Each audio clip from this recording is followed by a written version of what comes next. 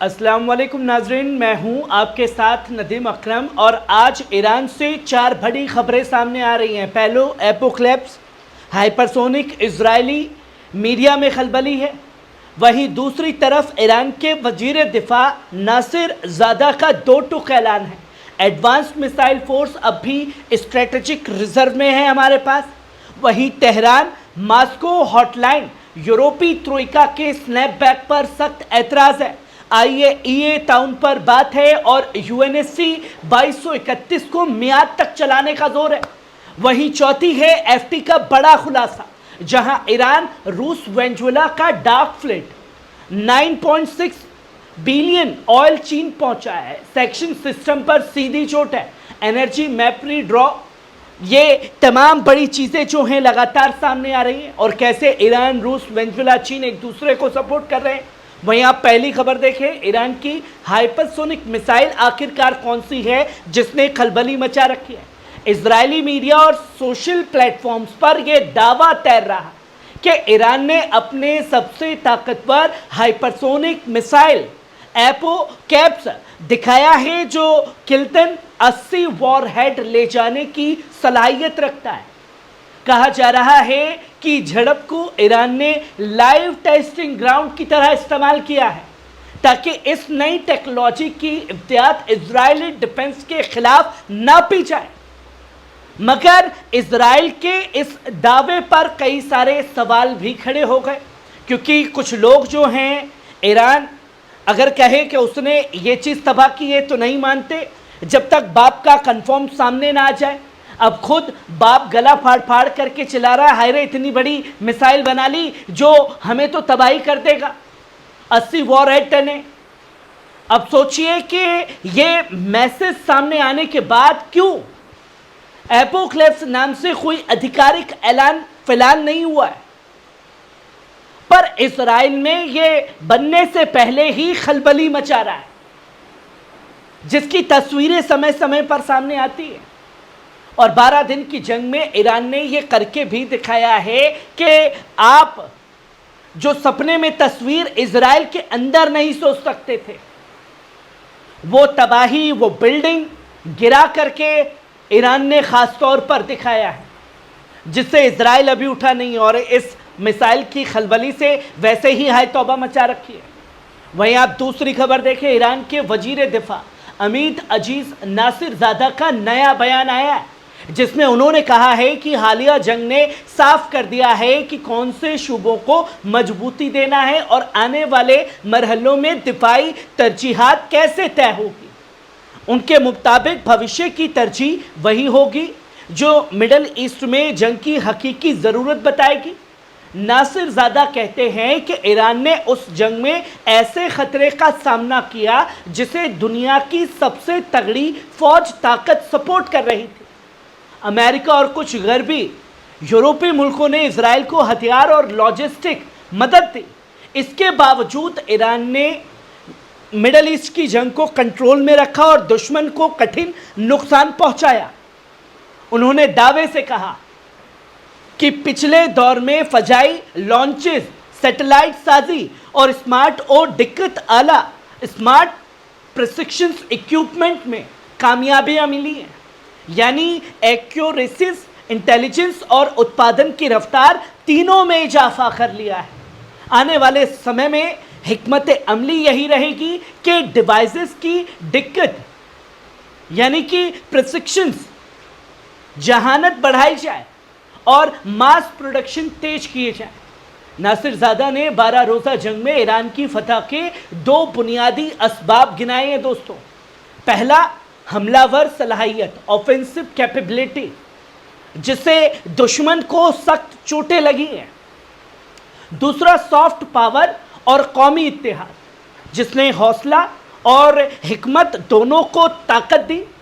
उन्होंने साफ कहा कि अगर जंग ज़मीनी या समुद्री मोर्चे पर फैलती है तो बाकी दिफाई साजो सामान भी मैदान में उतार देते हैं।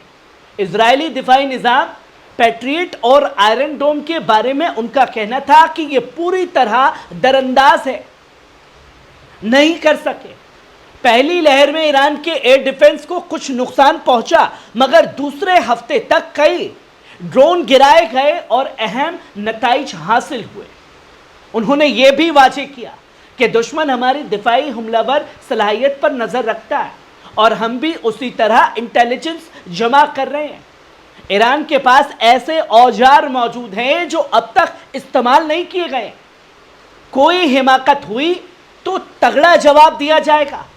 सबसे अहम बात यह है कि नासिर ज़ादा के मुताबिक ईरान की उन्नत सारूखी मिसाइल कुव्वत का बड़ा हिस्सा इस जंग में यूज ही नहीं हुआ है, यानी स्ट्रेटेजिक रिजर्व बरकरार है। दोस्तों, खुलासा यह है कि जंग ने कमजोरियां भी दिखाई और राह भी। ईरान अब दिक्कत स्मार्ट टेक्नोलॉजी और तेज प्रोडक्शन पर फोकस बढ़ा रहा है, और अगर फौजी बसात फिर बिछी तो रोकथाम ही नहीं, जवाबी वार भी ज्यादा इफेक्टिव होगा, जिसके बारे में खुला ऐलान जो है डिफेंस द्वारा कर दिया गया।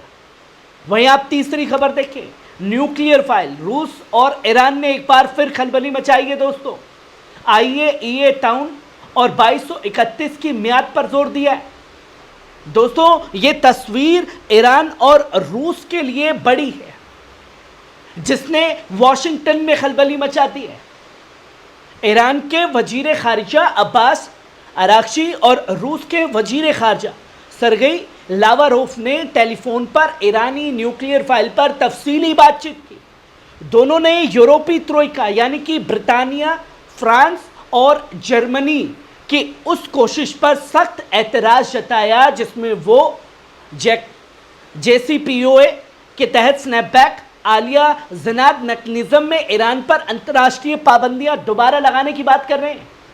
अराक्ची और लावारोफ के मुताबिक करार 2231 और 2015 के एग्रीमेंट में जो इल्ज़ाम यूरोपीय मुल्कों पर थे वो पूरी नहीं की गई।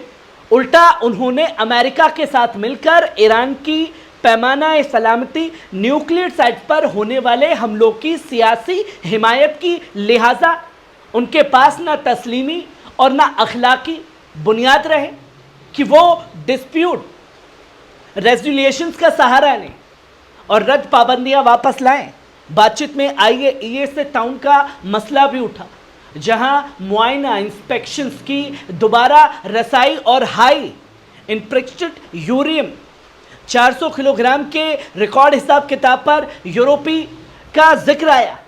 ईरान की जानिब से कहा गया कि हकीकी बैठक तभी मुमकिन है जब दूसरा फरीक सियासी दबाव के बजाय एग्रीमेंट की रूह के साथ आगे बढ़े, तो कोई बातचीत होगी, वो भी ईरान की शर्तों पर। दोस्तों, ये हवा हर जगह मचाया गया कि ईरान खत्म हुआ, ईरान झुका, और अब आलम क्या है जरा देखिए। 12 रोज की जंग के बाद सीज फायर के लिए कौन सबसे पहले चिल्लाया, और सीज फायर के बाद जो तस्वीर सामने आ रही है कि कौन किसके आगे गिड़गिड़ा रहा है, इस खेल और पहलू को समझने की जरूरत है। वहीं आप चौथी खबर देखिए, चीन, वेनेजुएला, ईरान और रूस ने सीधी चुनौती वॉशिंगटन को दे दी है। दोस्तों, ब्रिटिश अखबार फाइनेंशियल टाइम्स के एक तफसीली रिपोर्ट में खुफिया और बेहद पेचीदा नेटवर्क का पर्दा हटाया है, जो 2019 से 24 के दरमियान ईरान, रूस, वेनेजुएला के तेल को चीन तक पहुंचाने में लगा रहा। दावे के मुताबिक इस नेटवर्क का टर्नओवर करीब 9.6 अरब डॉलर रहा, यानी गरबी पाबंदियों के लिए सीधी चुनौती। रिपोर्ट बताती है कि इस ऑपरेशन को एक ईरानी फ्रंट कंपनी ओशियन ग्लोरी गैंट ने लीड किया।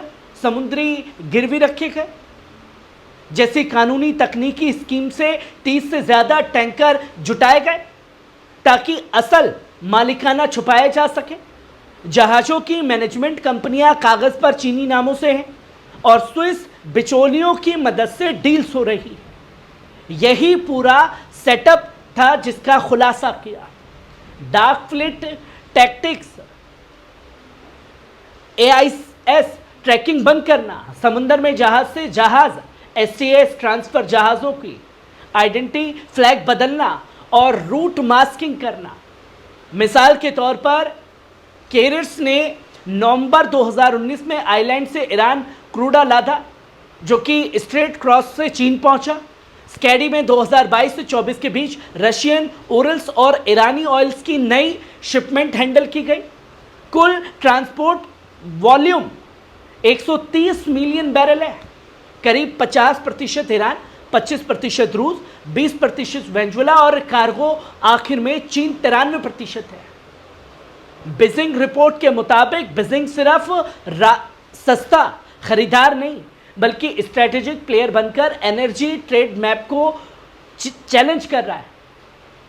प्राइस से कम पर supply, industry growth support, inflation pressure कम, साथ ही डॉलर आधारित सिस्टम के बाहर वैकल्पिक फाइनेंशियल ट्रेड चैनल बनते दिखे हैं, जिसे लेकर वॉशिंगटन में बेचैनी मच गई है दोस्तों। और अमेरिका में डोनाल्ड ट्रंप जिस तरीके से हवा में उड़ने का काम कर रहा है, उसकी हवा में पर उतरने का काम भी लगातार जारी है और ईरान इस सब में सबसे आगे खड़ा हुआ नजर आ रहा है। कैसी लगी खबर कमेंट बॉक्स में आकर के अपनी राय जरूर दीजिएगा। शुक्रिया।